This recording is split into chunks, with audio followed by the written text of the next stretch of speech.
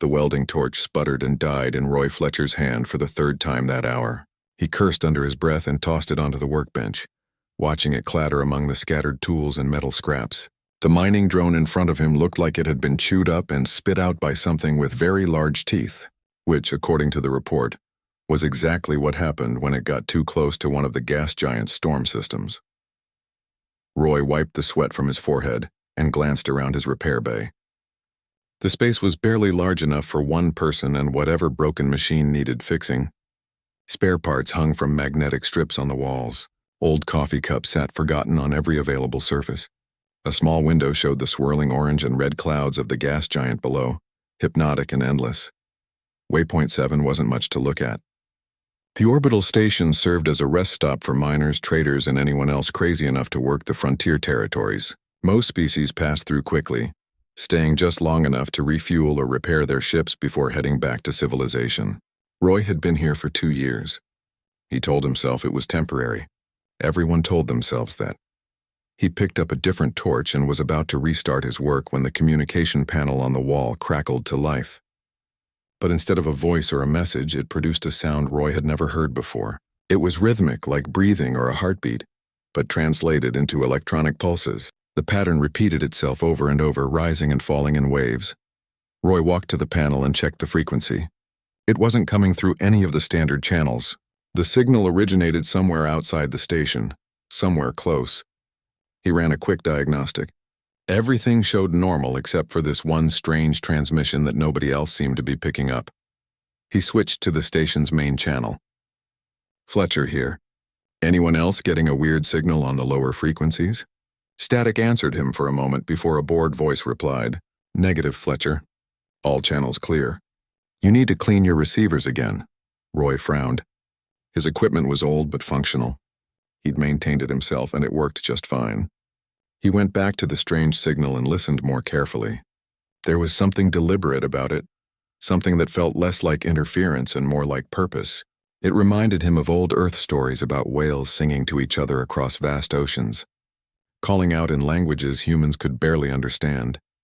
He pulled up the navigation charts and started triangulating the source. The signal came from Valdris Minor, one of the small moons orbiting the gas giant. Roy knew that moon. Everyone knew to avoid it. Geologically unstable, covered in sulfur vents and crystal formations that played havoc with instruments, the mining companies had marked it as off-limits years ago after losing 2 survey teams to sudden quakes. But the signal kept calling. Roy turned away from it and tried to focus on the mining drone. He managed to work for almost 10 minutes before his eyes drifted back to the communication panel. The signal hadn't changed. It just kept repeating, patient and persistent, like someone tapping the same message over and over, hoping anyone would hear. Roy set down his tools. He knew he should ignore it.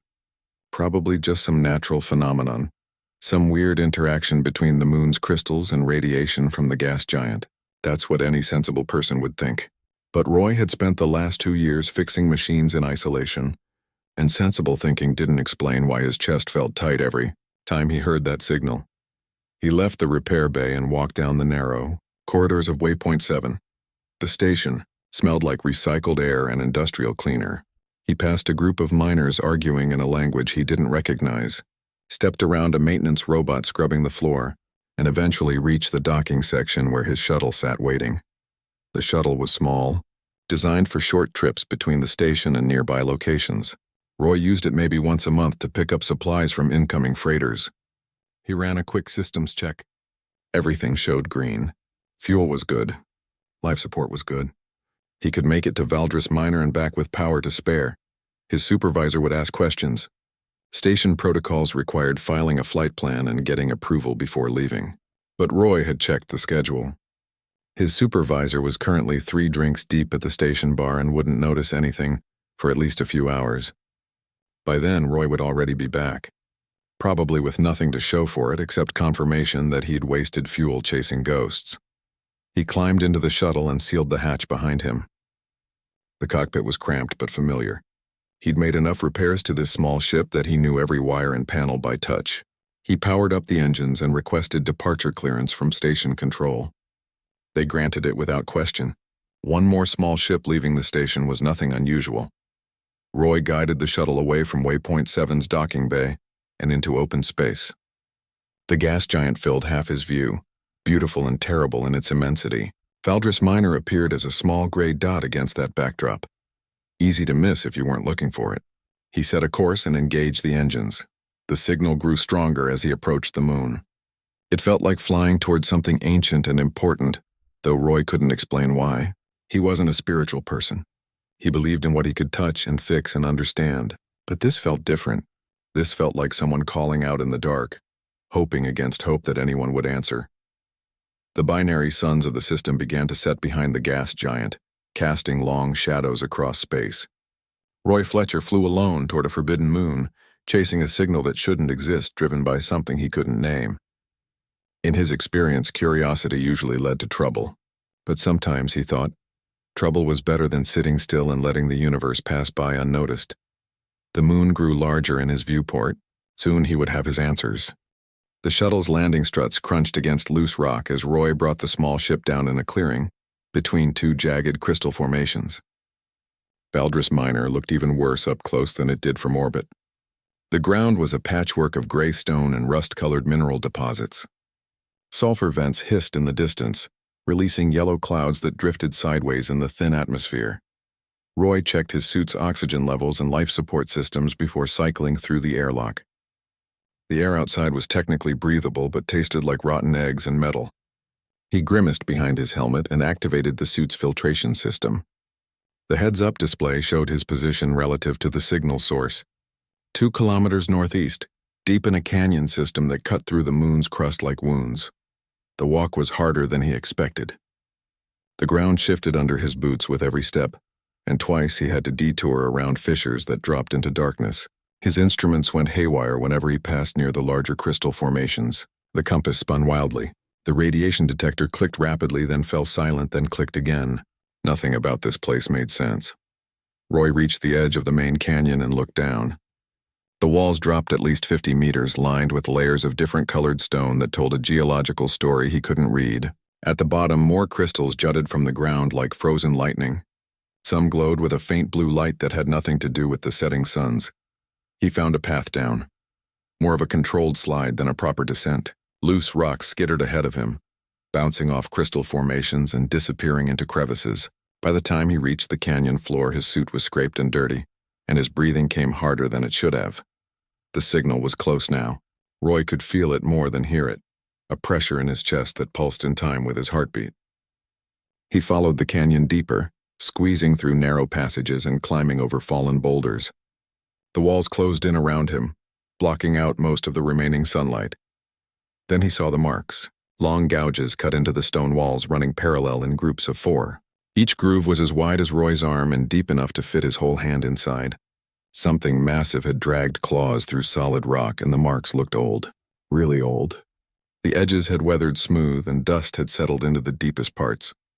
Roy kept walking and found more signs. Scorched stone where intense heat had melted the surface. Impact craters where something heavy had struck the ground repeatedly. And paintings, faded but still visible on the protected parts of the canyon walls. They showed figures flying among stars, creatures with wings and long tails, beings that looked like they belonged in ancient myths rather than on a forgotten moon. The canyon opened into a cavern, and Roy stopped walking. His helmet light swept across the interior, revealing a space large enough to fit several cargo ships.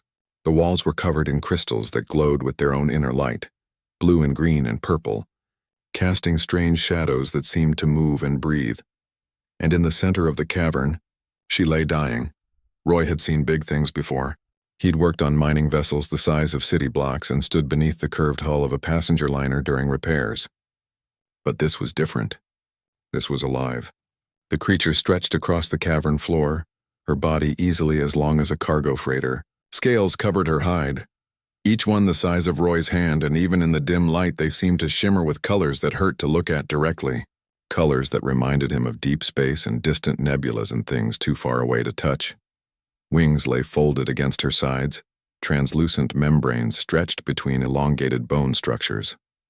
Her head rested on the stone floor, eyes closed, breathing shallow and labored, and through her torso, pinning her to the ground like some cruel specimen, A massive shard of crystallized material glowed with an unnatural light. Roy's legs felt weak. His training said to run, to get back to the shuttle and leave this place and never speak of what he'd seen. But he couldn't move. He could only stare at this impossible thing that shouldn't exist. Then her eye opened, just one, the size of Roy's entire helmet, and it focused on him with an intelligence that made his breath catch. The eye was gold and silver and colors that had no names, swirling like storm systems on the gas giant but contained in a space smaller than his fist. A voice spoke inside Roy's head. Not in his ears, but directly into his thoughts, bypassing language entirely. It was old and tired and carried weight that made Roy's knees want to buckle. "You heard me." Roy tried to speak, but his throat had gone dry.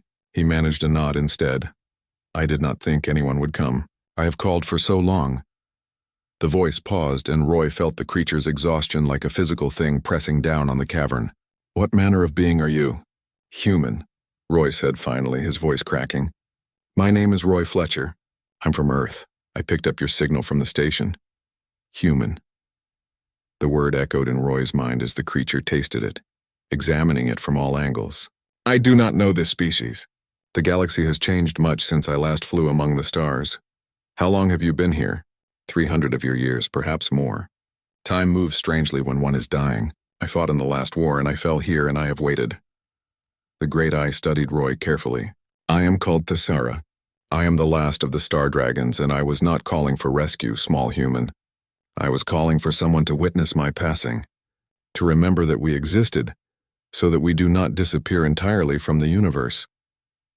Roy looked at the massive shard piercing through Thesara's body, at the wound that had festered for 3 centuries, at the proud creature brought low by ancient violence. He thought about his daughter, about loss and loneliness and the terrible weight of being the last of something precious.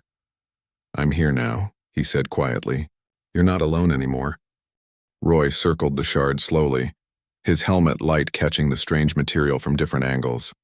It wasn't metal or stone or anything he recognized from standard material charts. The crystallized structure pulsed with a faint inner glow, and his radiation detector screamed warnings every time he got close. Antimatter. Someone had weaponized antimatter and turned it into a physical object, then used it to pierce through a living creature. "You should leave," Thesara said into his mind. Her voice was weaker now, as if speaking took energy she could barely spare. "The shard releases small amounts continuously. It prevents my body from healing, keeps the wound open. I have tried to remove it myself for 3 centuries. It cannot be done." Roy knelt beside the wound and examined where the shard entered her body. The scales around it had blackened and cracked. Flesh that should have healed long ago remained torn and weeping. The shard had embedded itself deep, probably reaching her vital organs. Maybe her heart, if dragons had hearts in the same way other creatures did. "What happens if I try to pull it out?" Roy asked. "The containment structure will collapse. The antimatter will react with normal matter in an uncontrolled cascade. We will both die instantly, along with everything in a radius of several kilometers." Thesara's eye fixed on him. "This is why you must leave. There is no solution here. Only death waiting to happen." Roy stood and walked back to the cavern entrance where he could still see his shuttle in the distance. He could climb back up the canyon, return to the station, report what he'd found. Scientists would probably want to study Thesara from a safe distance. Maybe they'd try to help. Probably they'd just document everything and wait for her to die naturally, so they could examine the remains. He thought about his daughter again. She'd been 7 when the colony transport suffered a catastrophic failure. Explosive decompression. The entire family section gone in seconds. Roy had been on a different part of the ship, working in the engine bay when it happened. He'd survived. They hadn't. And for 2 years he'd been fixing broken machines in the middle of nowhere, trying not to think about things he couldn't fix. Roy turned around and walked back to Thesara. "How big is the antimatter core?" "You are not listening, small human. There is no way to remove it safely." "That wasn't my question." "How big is the core?" Thesara was quiet for a moment. "Perhaps the size of your closed fist. The crystalline structure surrounding it is much larger, designed to release the antimatter slowly over time, a weapon meant to cause maximum suffering rather than quick death." Roy nodded. He was already doing calculations in his head. thinking about magnetic containment fields and the equipment he had available. And if we could stabilize the containment structure while removing it, stop the antimatter from reacting with anything until we get it into a proper containment unit? Impossible. The forces required would crush the shard and trigger the cascade. Not if we use multiple magnetic field generators positioned correctly, distribute the force evenly, support the structure from all sides while we cut it free. Roy started pacing, his mind working through the problem like any other mechanical challenge. I'd need to get equipment from my shuttle, and probably some additional parts from the station. Human. Roy Fletcher. Thesara's voice grew stronger, almost angry. I have existed for thousands of your years. I have seen civilizations rise and fall. I have watched stars be born and die. Do not think you can solve in moments what I have contemplated for centuries. Roy stopped pacing and looked at the dragon. Really looked at her. He saw the ancient wisdom in her eye, but he also saw the resignation. She'd given up, not because the problem was impossible, but because she'd been alone with it for so long that she'd convinced herself nothing could change. Maybe you're right, Roy said quietly. Maybe I'm just some human mechanic who doesn't know when to quit. But I've been working with machines and problems my whole life, and I learned something important. Most things aren't impossible. They're just hard. And the difference between those two words is whether you're willing to try. He headed toward the cavern entrance. I'm going back to my shuttle to get my equipment. I'll be back in a few hours. Try not to die before then. Thesara's mental voice followed him. Why are you doing this? You owe me nothing. We have only just met. Roy paused at the entrance and looked back at the massive creature pinned to the cavern floor. My daughter loved stories about dragons. She used to make me tell her one every night before bed. I told her dragons were brave and strong and magical. I told her they helped people and protected things that mattered. His voice cracked slightly. She died 2 years ago and I couldn't help her. Couldn't protect her. Couldn't fix what went wrong. But maybe I can help you. And maybe that means something. He didn't wait for a response. The climb back up the canyon was faster than the descent, driven by purpose and the kind of stubborn determination that had kept him alive this long. By the time he reached his shuttle, he'd already planned out what he needed and how he'd get it. The binary suns had set completely now. Valdris Minor lay in darkness except for the faint glow from the gas giant and the distant stars. Roy powered up his shuttle systems and opened a communication channel to Waypoint 7.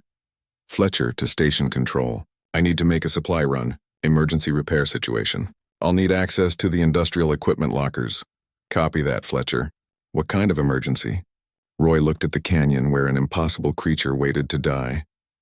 The kind that needs magnetic containment units and a lot of welding wire. I'll explain when I get back. He didn't mention the dragon. Some things people wouldn't believe until they saw them with their own eyes. And some things were worth keeping quiet until you knew whether your crazy plan would work or just get everyone killed. Roy fired up the engines and lifted off from Valdris Minor, already composing a mental list of everything he'd need to pull off the most important repair job of his life. The magnetic field generators sat in a circle around Thesara's wound, connected by a web of cables that Roy had spent 6 hours running and testing. Each generator was designed for mining operations, used to separate valuable metals from asteroid debris. Roy had never seen anyone use them for medical purposes. Then again, he'd never seen anyone try to save a dragon before.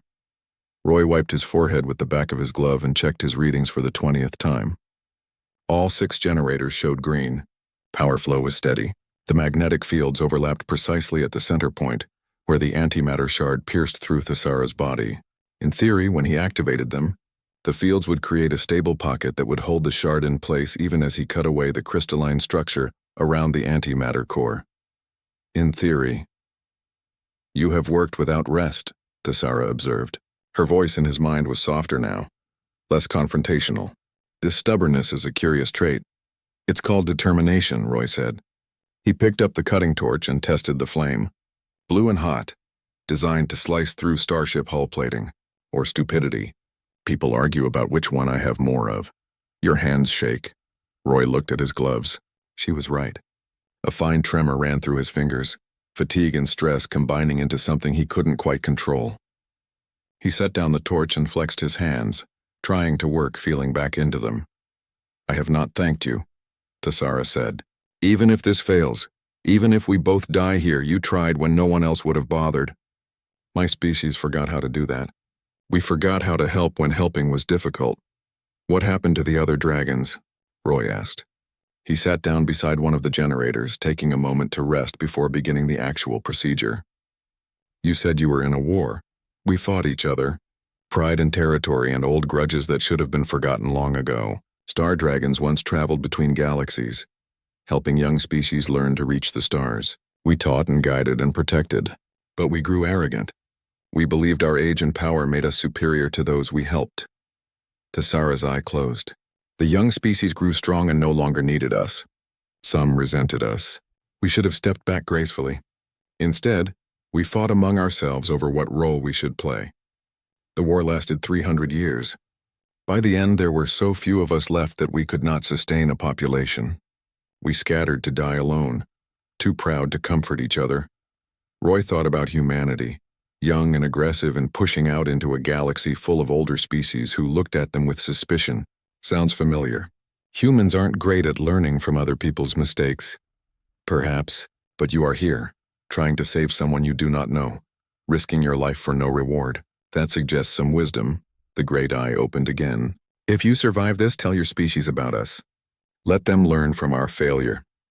Pride is a slow poison. I will, Roy said. He stood and picked up the cutting torch again. His hand still trembled, but he'd worked through worse conditions. Ready? As ready as one can be for probable death.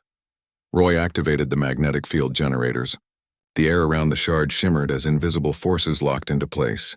His instrument showed the containment field holding steady, cradling the antimatter structure in a pocket of controlled energy. So far, so good. He brought the cutting torch to the base of the shard and started working. The crystalline structure was harder than any material he'd cut before. The torch's flame barely scratched the surface. Roy adjusted the temperature higher and tried again. Slowly, carefully, a thin line appeared where the torch touched. Sweat ran down his face inside the helmet. His arms ached from holding the torch steady. Each cut had to be perfect. Too deep and he'd damage the antimatter core. Too shallow and the structure wouldn't separate. He worked in silence except for his own breathing and the hiss of the cutting torch. An hour passed. Then 2. The crystalline structure gradually separated from the surrounding tissue. Tessara remained perfectly still, barely breathing, her entire body locked in place to avoid any movement that might disrupt Roy's work. Then one of the magnetic generators sputtered. The power flow dropped from green to yellow. The containment field flickered. Problem, Roy said. He killed the torch and ran to the failing generator. The display showed a burned-out coupling, the kind of failure that happened when equipment ran too hot for too long. He had maybe 5 minutes before the generator shut down completely. Without it, the containment field would collapse asymmetrically, and the antimatter would start reacting. Leave, Tessara said urgently. Get to your shuttle. You can still survive this. Not happening. Roy sprinted toward the cavern entrance. His shuttle sat where he'd left it, powered down but intact. He'd stripped half the navigation systems to reinforce the generators. Now he needed to strip more. Roy tore open the shuttle's access panels and ripped out the main navigation computer. The entire guidance system came free in his hands, a dense block of processors and memory cores worth more than his shuttle itself. He ran back to the cavern, legs burning, lungs aching in the thin atmosphere. 3 minutes left, maybe less. He slammed the navigation computer into place beside the failing generator and started rewiring connections. His fingers moved on instinct, muscle memory from thousands of repairs guiding him when conscious thought was too slow. Red wire to power conduit, blue wire to magnetic coil, ground the entire system through the backup circuit. The failing generator died. For one terrible second, the containment field collapsed on that side. The antimatter shard shifted, tilted, started to react. Then the navigation computer came online. It wasn't designed to generate magnetic fields, but it could process and redirect power. Roy had turned it into an improvised replacement, a patch job that would make any proper engineer scream. The containment field stabilized. The shard stopped moving. Roy collapsed to his knees, gasping. His shuttle was dead now. The navigation computer was fried beyond repair. He was stranded on this moon with no way home. But the field was holding. You sacrificed your escape, Tessara said softly. Yeah. Roy picked up the cutting torch with shaking hands. Guess I'm committed now. Let's finish this. 4 days after the extraction, Roy sat cross-legged beside Thessara's healing wound and watched scales slowly knit themselves back together. The antimatter core sat safely contained in a makeshift unit cobbled together from his shuttle's reactor shielding, glowing faintly behind triple-layered magnetic fields. It would need proper disposal eventually, but for now it was stable and far away from the dragon's body. The wound itself looked better than Roy had dared hope. What had been a festering crater of blackened flesh was now closing from the edges inward, new tissue growing to replace what the antimatter had destroyed. Thessara's natural healing was working faster than anything Roy had seen in any species. Within a week, maybe less, the external wound would be completely sealed. "Tell me about your daughter," Thessara said. She'd been speaking more over the past few days, sharing stories and asking questions. The silence of 300 years was being broken one conversation at a time. Roy leaned back against the cavern wall. Her name was Beth. She was 7. Smart as anything, always asking questions I couldn't answer. She wanted to be a pilot like her mother. He smiled at the memory. She'd make these elaborate drawings of ships she was going to fly someday. Most of them had way too many engines and probably couldn't actually fly, but she didn't care. You miss her greatly. Every day. Roy picked up a small rock and turned it over in his hands. I've been running from that for 2 years. Took jobs in places nobody wants to go, kept myself busy with repairs and maintenance. Figured if I stayed busy enough it wouldn't hurt so much. Did it work? No.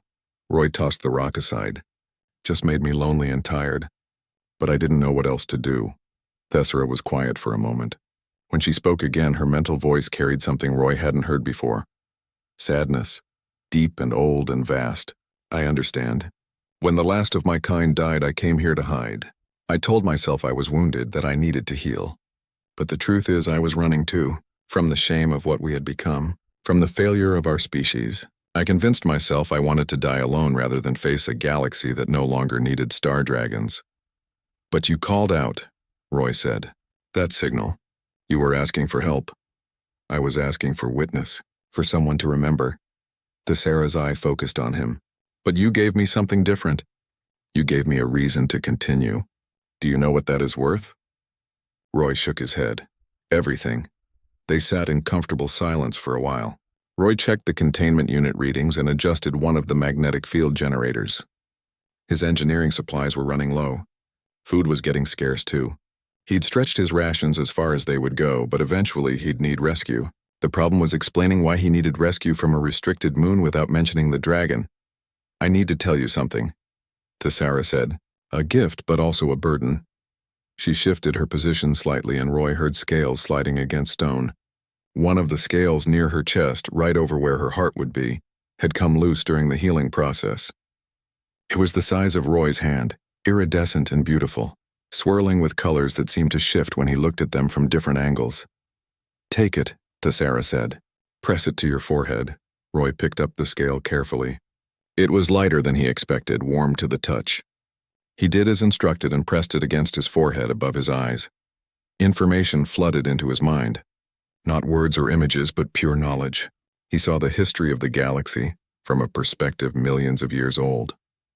He learned about species that had risen to greatness and fallen into dust long before humanity discovered fire. He understood technologies that wouldn't be invented for another 1,000 years, mathematics that described the universe in ways human science hadn't imagined yet. It lasted only seconds, but Roy staggered backward and sat down hard. His head spun with the weight of what he'd just received. What did you do? I gave you the last library of the Star Dragons. Everything we learned, everything we discovered, everything we should have shared but hoarded out of pride. It is encoded in quantum states within the scale structure. Your human scientists will need centuries to fully decode it, but the knowledge is there. Roy looked at the scale in his hands with new understanding. This wasn't just a gift. This was responsibility. Why me? Because you tried when trying was difficult. Because you helped when helping was dangerous. Because you are what we should have been. Thessara's voice grew serious. But I must warn you, the galaxy is changing. Old powers are waking. Young species are reaching maturity and testing their strength. The mistakes my kind made, the wars we fought, the pride that destroyed us, all of these things I see beginning in others. Your species included. What do I do with this? Share it, teach, guide, show your species and others that there is a different path. We star dragons were meant to be teachers, but we forgot that lesson ourselves. Perhaps humanity can do better. Roy stood and walked to the cavern entrance. The binary suns were rising, painting the sky in shades of orange and gold. He thought about going home, about facing other humans with this impossible story and this precious burden. He thought about Beth and whether she'd be proud of what her father had become. "The galaxy will think I'm crazy," he said. "Probably. Humans are not known for their belief in ancient myths made real. And when I show them the scale, when scientists confirm what's in it, they'll want to study you. They'll want to take samples and run tests and treat you like a specimen." "Let them try," Thesara said, and Roy heard amusement in her mental voice. "I am feeling much better now. I do not think I will be easy to study against my will." Roy laughed. It felt good, the first real laugh in 2 years. "We're going to cause quite a stir." "Good, the galaxy has been too quiet for too long. Time to wake everyone up." Thesara spread her wings for the first time in 3 centuries, and the sound was like thunder rolling through the canyon. The membrane stretched between bone and muscle caught the light from the binary suns, casting colored shadows across the stone walls. She tested each wing carefully, feeling strength return to muscles that had atrophied during her long imprisonment.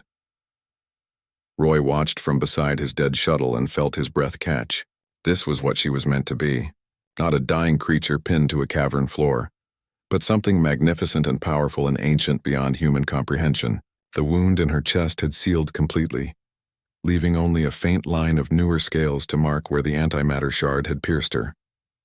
"Can you fly?" Roy asked. Thesara crouched low and then launched herself upward. Her wings caught the thin atmosphere and pulled her into the sky with grace that defied her massive size. She circled the canyon once, twice, climbing higher with each pass. Roy could feel her joy through their mental connection, pure and unfiltered after so long trapped and helpless. She landed beside him gently, careful not to crush him with her bulk. "I can fly. I can hunt. I can travel between worlds again." She lowered her head until her eye was level with Roy's face. "And I will not abandon the one who gave me back the sky." "I was wondering about that," Roy said. He looked at his shuttle, stripped of parts and completely non-functional. "I've got maybe 2 days of life support left in my suit. Food ran out yesterday. I need to get back to waypoint 7 somehow, and I don't think walking is an option. I will carry you." Roy had expected that answer, but still felt his stomach drop at the thought. "I've never flown before. Not like this. Not without a ship around me. Trust me as I trusted you." Roy couldn't argue with that. He gathered what remained of his equipment, secured the containment unit holding the antimatter core, and tried not to think too hard about what he was about to do. Thesara extended one foreleg and Roy climbed onto her back. Her scales provided natural handholds, and there was a spot between her shoulders where he could sit relatively comfortably. "Hold tight," Thesara said.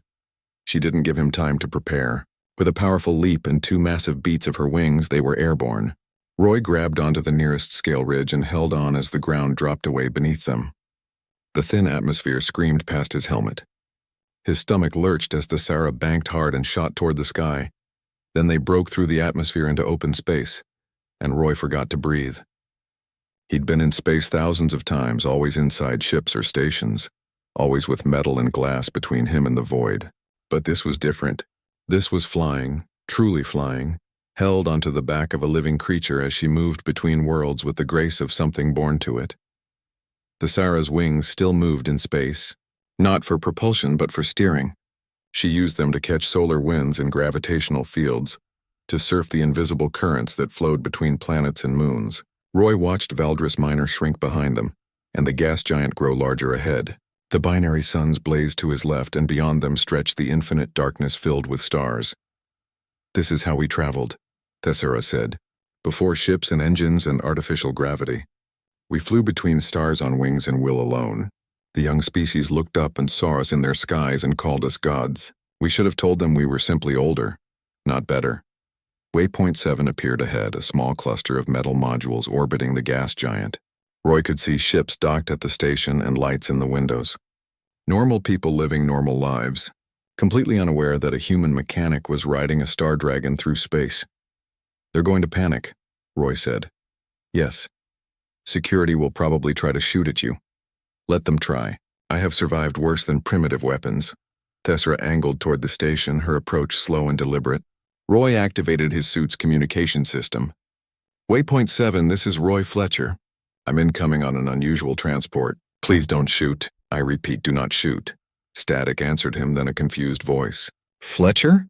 Where the hell have you been? Your shuttle's been missing for over a week. And what do you mean, unusual transport? Look out your windows, Roy said. He imagined the scene inside the station as people pressed against viewports and saw what was coming. A creature of myth and legend, approaching their small frontier station with a human riding on her back. The communication channel erupted with voices talking over each other, shouting questions and warnings. Everyone calm down, Roy said. Her name is Thesra. She's friendly. She's also the last of an ancient species called star dragons, and she has a story that the galaxy needs to hear. Are you insane, Fletcher? Probably, but I'm also right. Thesra reached the station and grasped onto one of the docking arms with her claws, careful not to damage the structure. She positioned herself where every viewport could see her clearly. Then she spoke, not into Roy's mind alone, but into every communication device on the station. Every radio, every computer, every helmet and tablet and screen suddenly carried her voice. I am Thesra, last of the star dragons. 300 years ago I fell in this system, wounded in a war that destroyed my species. I waited for death alone until this human heard my call and refused to let me die. His name is Roy Fletcher, and he represents something my kind forgot. Compassion, determination, the willingness to help when helping is hard. The station had gone silent. Everyone listened. I will not hide anymore. I will travel this galaxy and share what my species learned before pride destroyed us. I offer knowledge to any who will listen and wisdom bought with the price of extinction. And I ask you to remember this human, who saved a dragon when every logical reason said not to. Roy climbed down from Thesra's back and stood on the docking arm.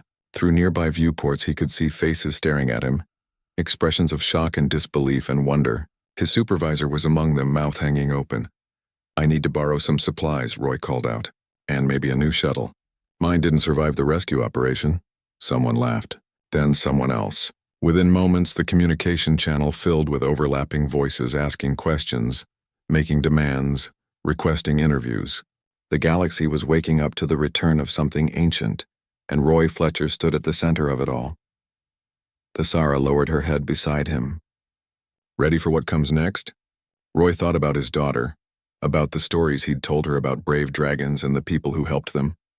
He thought about the scale in his pack carrying knowledge of millions of years.